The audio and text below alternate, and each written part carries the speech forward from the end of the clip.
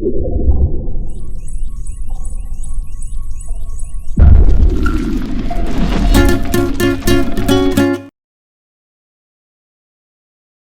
foco aqui é um pouquinho diferente, talvez, do que vocês estejam esperando. A gente não trabalha diretamente com desenvolvimento dentro do SGBD, dentro do sistema de gerência de banco de dados, mas a aplicação de banco de dados em outras áreas. Tá?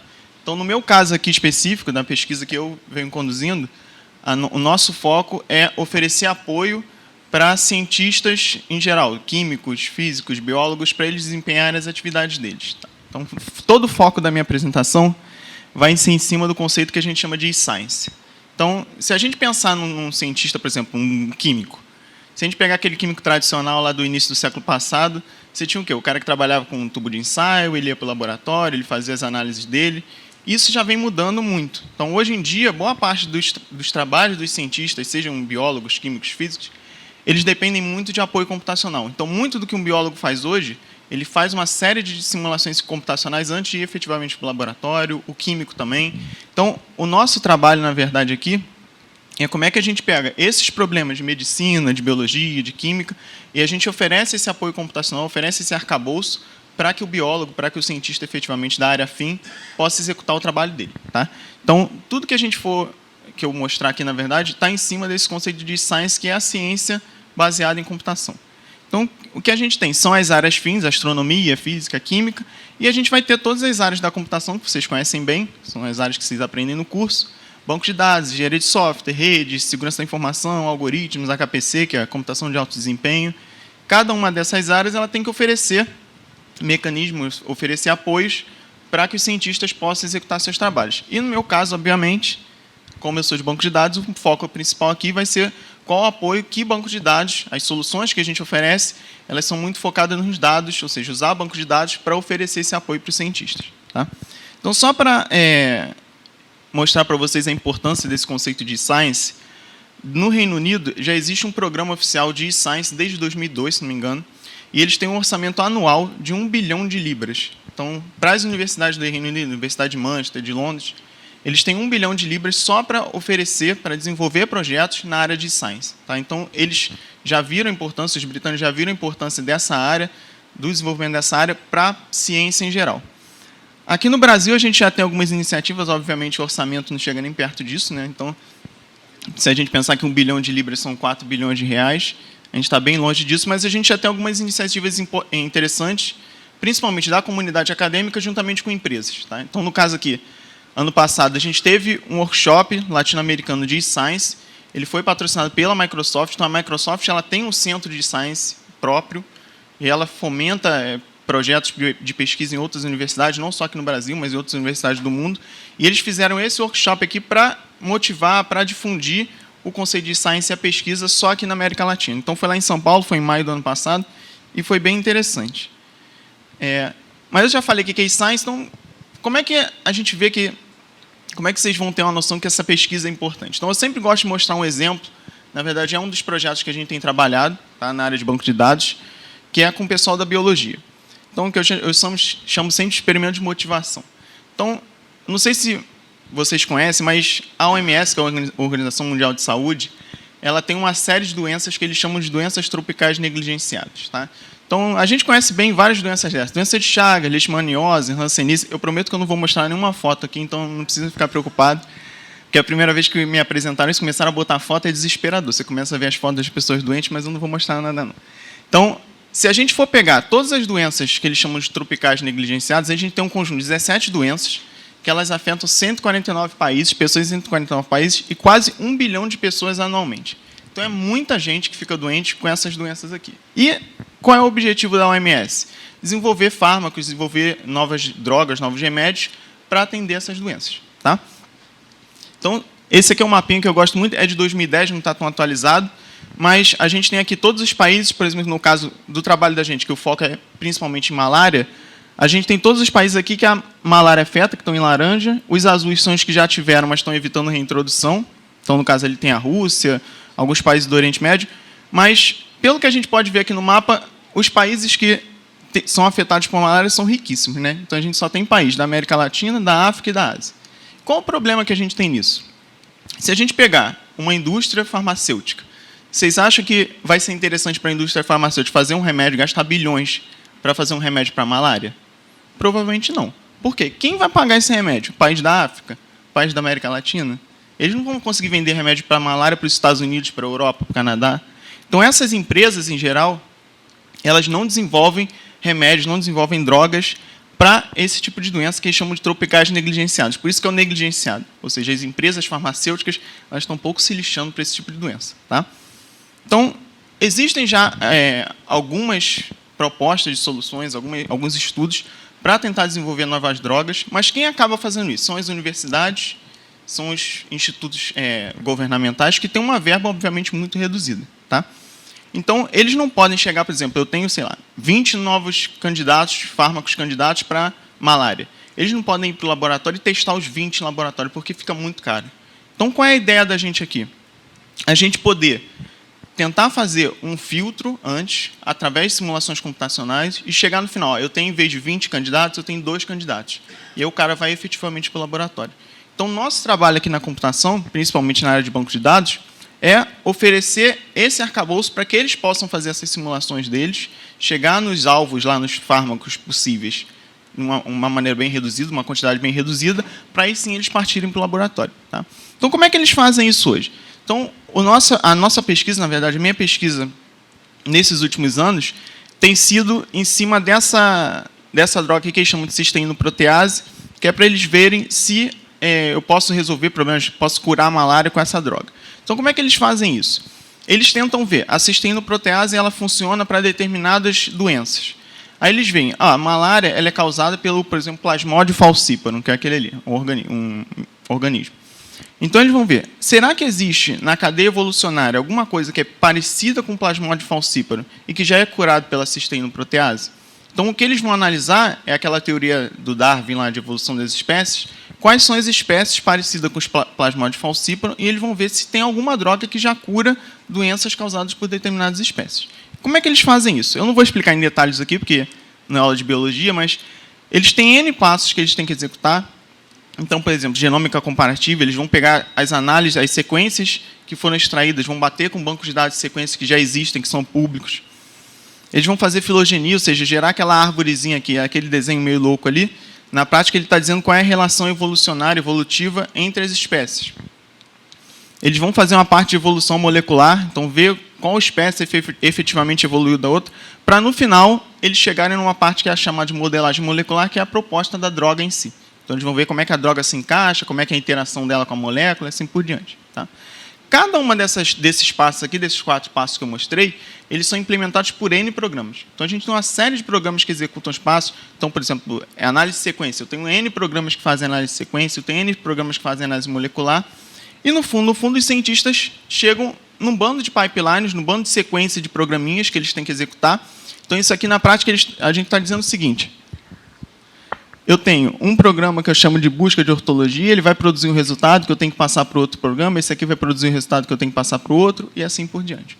Então, se eu chegasse para vocês e falasse agora, ajuda esse cientista aí a executar o experimento dele. Qual é a primeira coisa que a gente vai pensar? Eu vou fazer um script. Então, eu monto um script, vai chamar os programinhas lá, eu vou passando saída de um para a entrada do próximo, e assim por diante. Beleza, se a gente tem poucas entradas, dá para rodar com o script. Beleza, você vai passar para o cientista, roda o script aí, tranquilo. Agora, os experimentos que esses caras rodam, eles não rodam para 1, para 2 entradas, eles rodam para 30 mil, 40 mil entradas. E aí começa a ter um problema para a gente. Primeiro, algumas aplicações aqui elas são computacionalmente intensivas. Então, um determinado programa pode rodar, sei lá, por 16 horas para uma entrada. Se eu estou dando 20 mil entradas, olha o tempo que a gente vai levar. Se eu estou dando 20 mil entradas também, quer dizer que eu vou ter 20 mil saídas em cada atividadezinha dessa, cada programinha desse. E aí, como é que eu gerencio os arquivos que eu estou produzindo? Como é que eu gerencio os dados? Então, devido à escala, não só à complexidade do problema, a gente tem que gerenciar, a gente tem que ajudar eles de alguma forma. Tá? Então, a solução que a gente usa é modelar o experimento como que a gente chama de workflow científico. Então, o que é workflow científico? Cada cientista vai definir um conjunto de atividades, cada caixinha dessa a gente chama de atividade, e uma dependência de dados entre as atividades. Então, quer dizer o seguinte, aquela atividade ali que eu chamei de eleição do modelo evolutivo, ela só pode ser executada depois que o MSA, que a atividade MSA terminar, produzir o dado e passar para ela. Tá? E aí, para cada atividade dessa, o cientista vai associar um determinado conjunto de programas. Então, por exemplo, nessa atividade MSA, que é o alinhamento múltiplo de sequência, ele vai dizer, ó, eu posso ser implementado pelo K-Line, pelo ClustalW, pelo MAF, pelo Muscle e pelo ProbCons. E aí, na hora que ele for efetivamente executar aquilo ali, ele vai escolhendo quais são os programas que ele quer para cada atividade. Aí vocês podem perguntar, pô, mas qual é a diferença desse desenho que você mostrou para esse aqui? A diferença é que se eu estou modelando como workflow científico, obviamente a gente vai representar isso via XML ou via alguma linguagem, eu posso passar isso para uma máquina de workflow científico, para um sistema de workflow científico. E aí quem vai ser o responsável por executar esse pipeline, executar essa sequência? A máquina. Então a gente tirou do cientista a obrigação dele agora é o quê? Definir o experimento que ele quer rodar. Isso aí não tem como cair do céu, alguém tem que definir. Tá? Mas na hora de executar, quem vai executar é a máquina. Então a máquina vai ficar responsável por transferir dados de um lugar para o outro, chamar os programas, acessar, no caso que a gente vai ver aqui, a nuvem ou um grid para executar em paralelo. Então toda a responsabilidade a gente tira das costas do cientista e a gente passa para o sistema de gerência de workflow científico. Tá?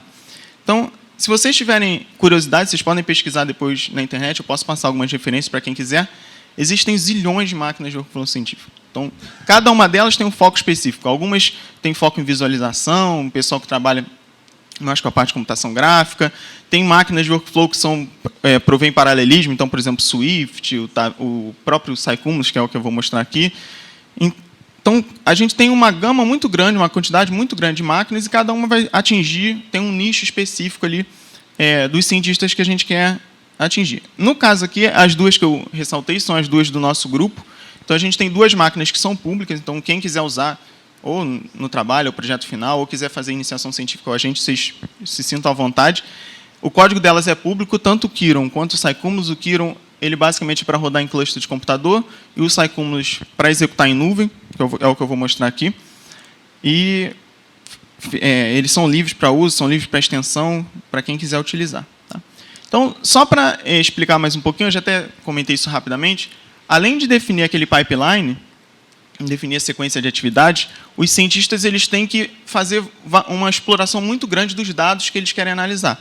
Então, por exemplo, uma vez definido o pipeline, o cientista ele tem que executar várias vezes aquele pipeline, variando parâmetro, variando método, variando imagem, os arquivos de dados, determinadas configurações, para ele ver qual vai ser o resultado do experimento dele, ou seja, se ele vai confirmar ou refutar lá a hipótese que ele tinha no início. Tá?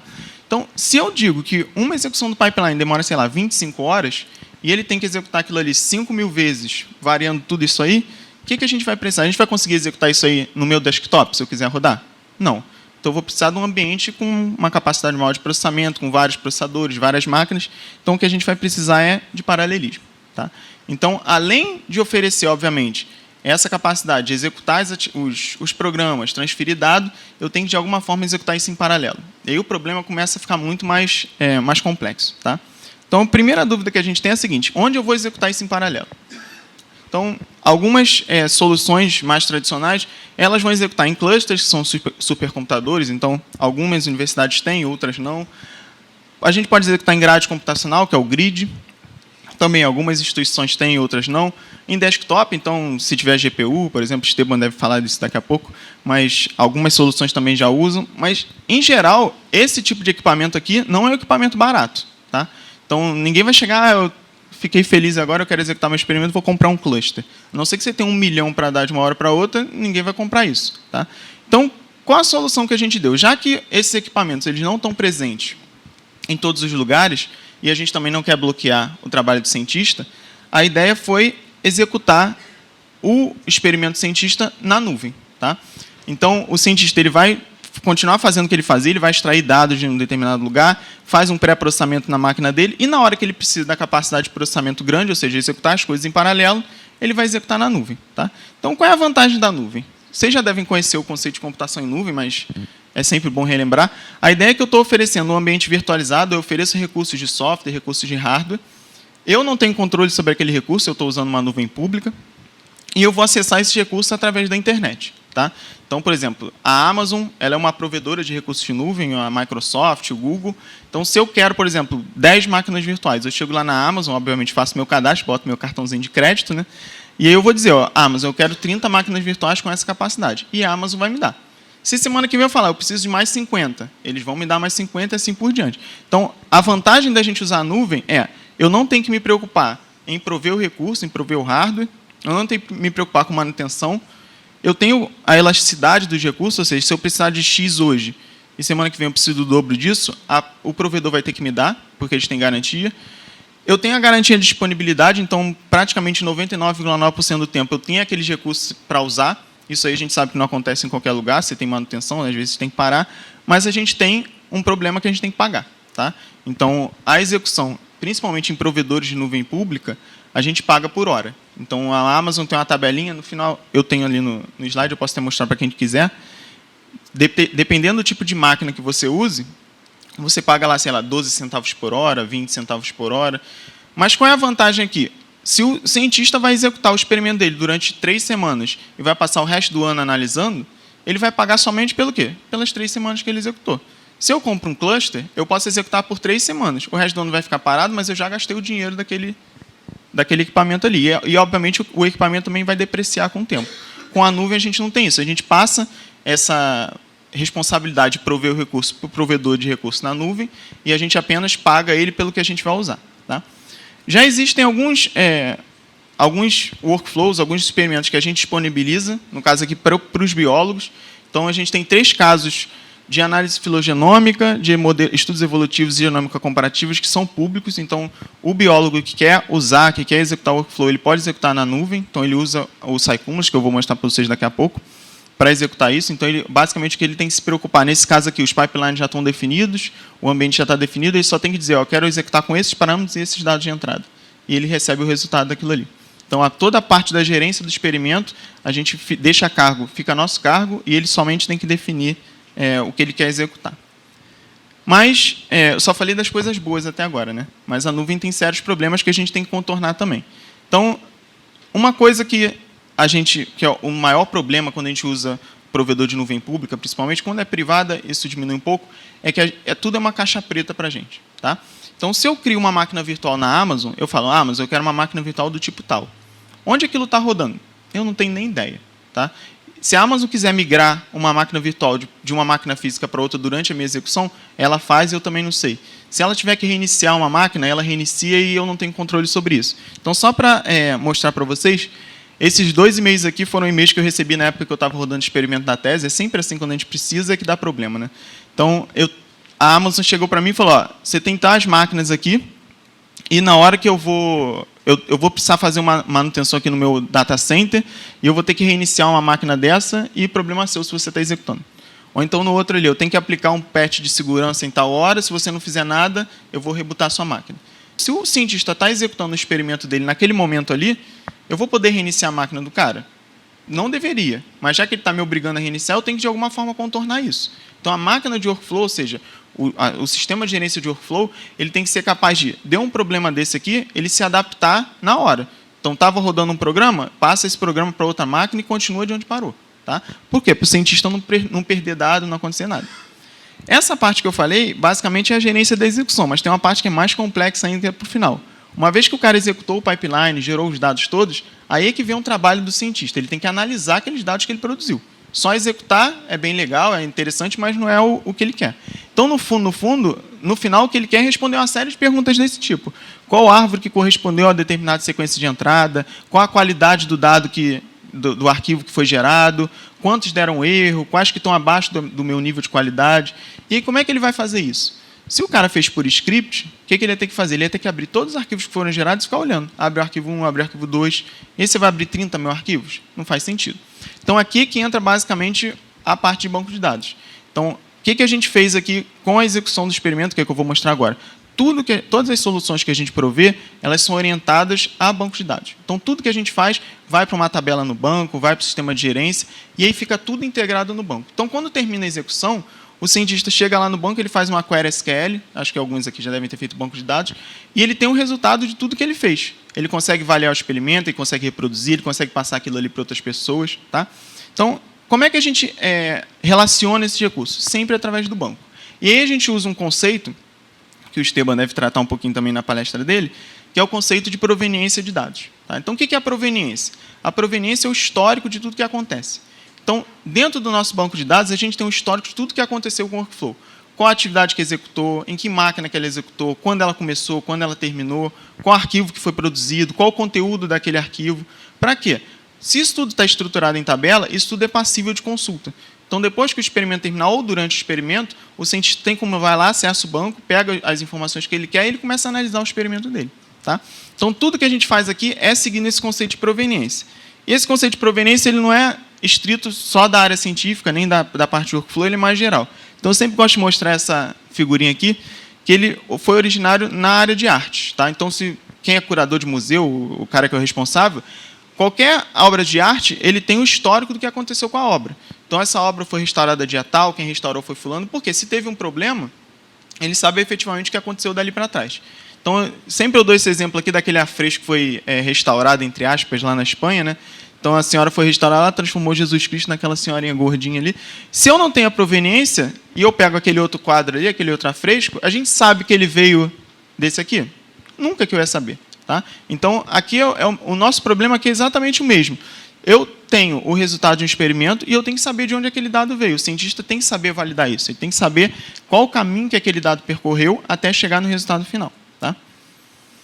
Então, o que a gente pode se inspirar na área de banco de dados? Além, obviamente, dessa parte da proveniência, ou seja, eu gravar os resultados, eu poder fazer uma query, rodar uma consulta em cima, tem outras coisas que a gente se inspirou em banco de dados. Então, primeira coisa que a gente fez, o workflow em si, aquele pipeline, a gente representa isso como uma álgebra. Tá? Então, quem já viu banco de dados aqui, sabe que tem álgebra relacional, toda a query SQL que vocês vão rodar, ele é transformado para uma álgebra, mapeado para uma álgebra, para o sistema de banco de dados poder otimizar.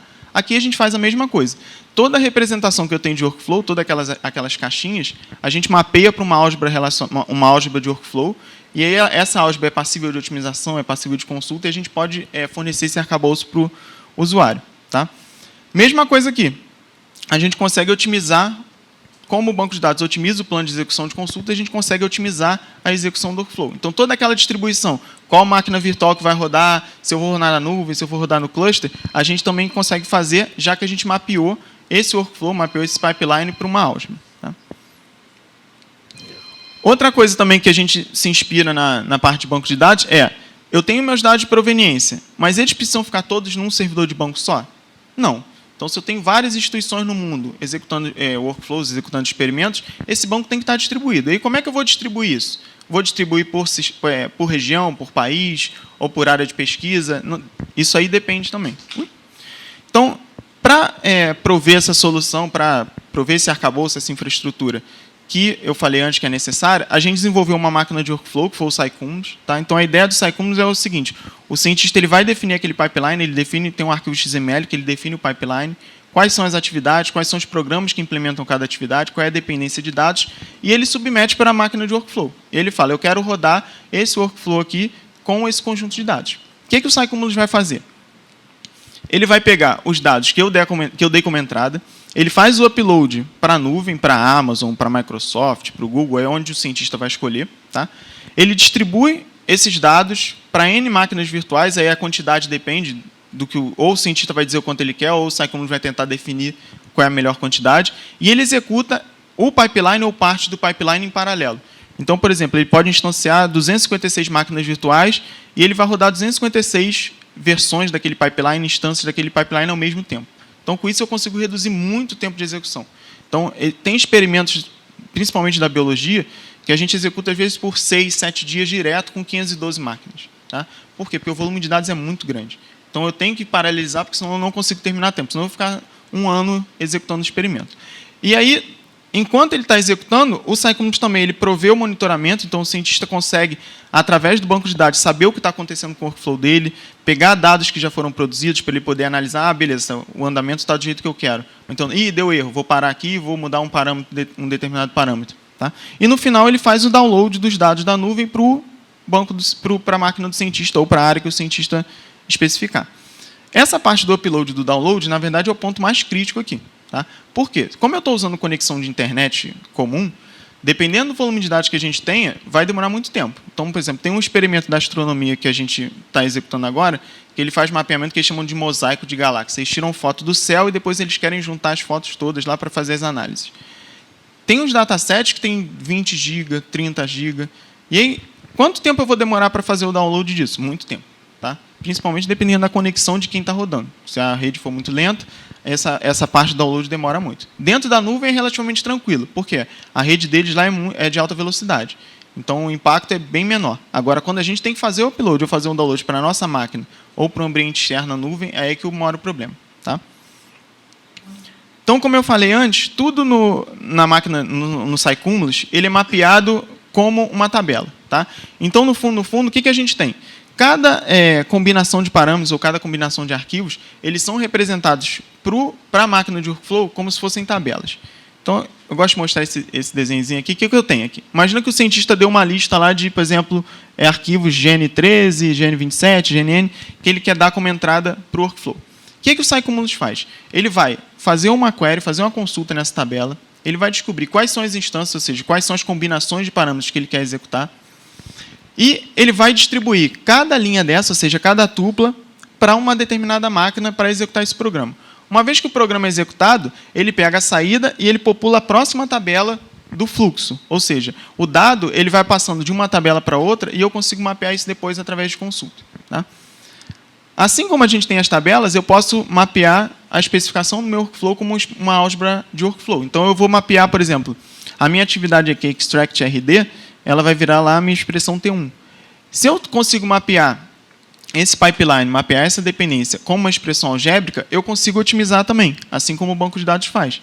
Então, se o cientista definiu um workflow, definiu um pipeline, mas não definiu da melhor forma, eu consigo mover algumas atividades. Eu vou executar esse filtro antes aqui para tirar mais dados, ou então passa essa atividade para outro lugar, porque o workflow vai ficar mais rápido, sem que o cientista tenha que ter uma interação com o cientista maior nessa parte. Uma das coisas que os cientistas mais gostam, na verdade, quando eles trabalham com SciCumulus, é essa questão da extração de dados. Tá? Então, os programas vão executar, eles vão produzir arquivos de saída, e o cientista ele pode dizer para determinados arquivos de saída, seja TXT, HDFS, HDF5, dependendo do formato, ele vai dizer quais são as partes do arquivo que interessam a eles. E aí, qual é a vantagem? Quando ele quer monitorar, ele consegue usar esses parâmetros na query que ele está montando, ou que a gente montar para ele, né? Porque, em geral, o biólogo, o físico, ele não vai ficar montando query SQL.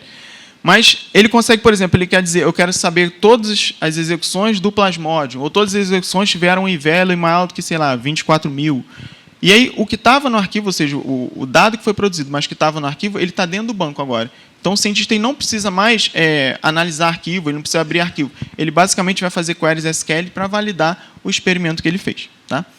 Mas a gente ainda tem muito problema em aberto, quando a gente está executando experimento, principalmente em nuvem. Tá?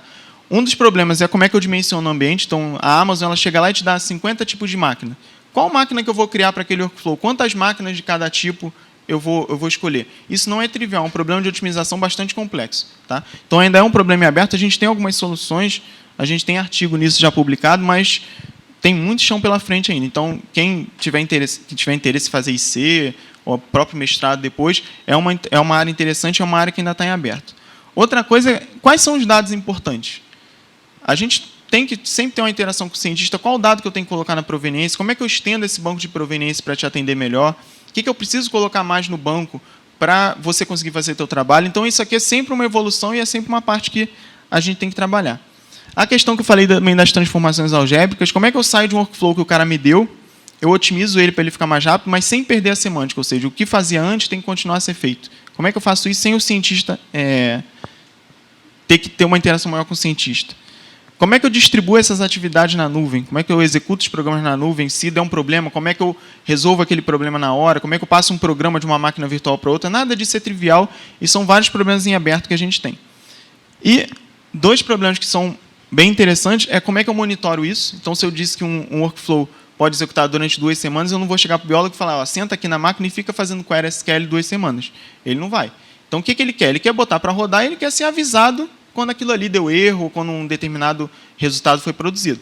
Então, o que a gente tem trabalhado é, através do monitoramento do banco, através de uma série de consultas frequentes, ou a parte mais reativa, como é que a gente avisa o cientista, e aí, no caso, a gente está usando computação móvel para isso, então o cientista tem uma aplicação móvel que tem acesso ao banco da máquina de workflow. Então, por exemplo, produziu um determinado arquivo, ou deu erro numa atividade, ele recebe lá no tablet, recebe no celular dele, deu erro nisso aqui, vai lá e dá uma olhada. Aí ele entra na aplicação, ou pelo próprio celular, e ele consegue validar o que está sendo produzido lá na nuvem, ou no cluster, ou no grid. Tá? E, por último, que é a parte de visualização. Então, alguns workflows, alguns experimentos produzem resultados que têm que ser visualizados. E aí, como é que a gente faz a visualização? Se eu tenho 20 mil arquivos de imagem, qual arquivo que eu vou visualizar? Então, também a gente faz isso acoplado com o banco. Então, eu tenho os parâmetros aqui, eu quero, por exemplo, as imagens que têm ali o iteration maior do que 1 ou igual a 1. E aí eu vou pegar essas imagens, ver o que está associado no banco através das queries, capturar essas imagens, eu mostro um tiled wall, mostro uma parede de visualização, para o cientista poder analisar aquilo ali. Então, esse é um projeto em cooperação com o pessoal da UFRJ, lá do NACAD. Então, a gente está montando isso para eles. E o foco aqui, nesse caso, é a parte de engenharia, né? Nem a biologia. Então, eles têm muitos projetos de modelagem, dinâmica de fluidos computacional, e eles estão executando isso com o workflow, e eles fazem toda a validação na parede de visualização através dessa aplicação. Tá? Então, eu só queria mostrar por alto, não consegui entrar em detalhe de nada, mas quem tiver interesse, quem tiver dúvida, pode me procurar, pode mandar e-mail, tá? Quem tiver interesse em fazer iniciação científica, próprio mestrado, e a gente está aberto a colaborações e a pergunta de vocês aqui também. Meu nome é Rafael. Eu gostaria de saber se tem uma correlação com o projeto Genoma, se já está trabalhando com ele. Na verdade, a gente não tem uma associação direta com o projeto Genoma, mas a gente usa o que eles produzem. Tá? Então, como a gente está fazendo análise filogenômica, a gente tem que comparar o genoma de várias espécies. Então, a gente usa esse banco de dados que eles disponibilizam nos nossos experimentos, mas a gente não tem nenhuma parceria com o pessoal do projeto. Na verdade, o que eles produzem é um insumo para os nossos experimentos.